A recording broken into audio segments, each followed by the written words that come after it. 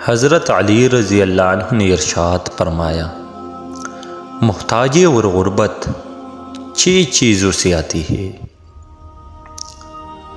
حضرت علی رضی اللہ عنہ نے فرمایا، خوش قسمت ہے وہ انسان جس کے لیے کوئی روئی، بد قسمت ہے وہ شخص جس کی وجہ سے کوئی روئی۔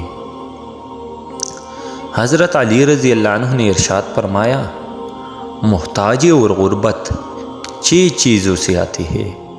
پہلا، جلدی جلدی نماز پڑھنے سے۔ دوسرا، کھڑے ہو کر پانی پینے سے۔ تیسرا، موسی چراغ بجھانے سے۔ چوتھا، آستین یا دامن سے منہ صاف کرنے سے۔ پانچواں، دانتوں سے ناخن توڑنے سے۔ چھٹا، فجر کی نماز کے بعد فوراً سونے سے۔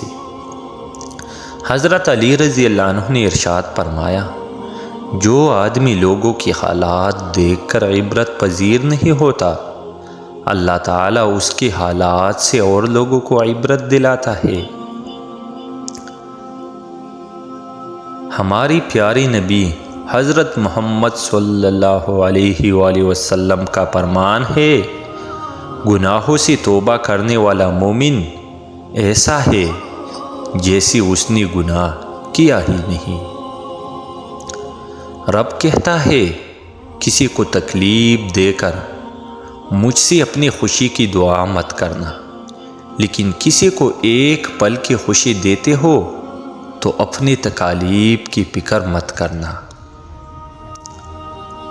خاموشی ایک ایسی عبادت ہے، فرشتہ اسے لکھ نہیں سکتا، شیطان اسے بگاڑ نہیں سکتا، اور کوئی اسے جان نہیں سکتا۔